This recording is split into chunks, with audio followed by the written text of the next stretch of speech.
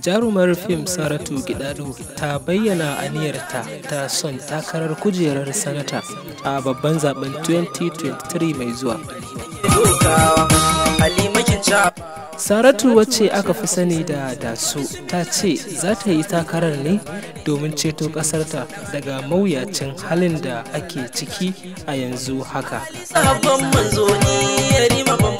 Daso a wata wallafa da ta yi a shafinta na Instagram ɗauke da fastarta, ta bayyana cewa za ta yi neman kujerar ne a mahaifarta ta jihar Kano, amma bata sanar da inda za ta fito a matsayin takarar ba.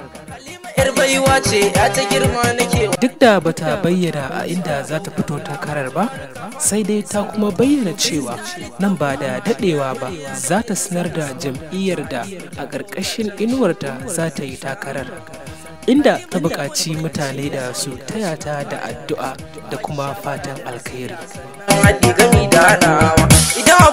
Ina miƙa godiyata ga Real Warriors, Inuwa, Abdul Jamu, wanda suka taimaka wannan shiri ya zo gare ku.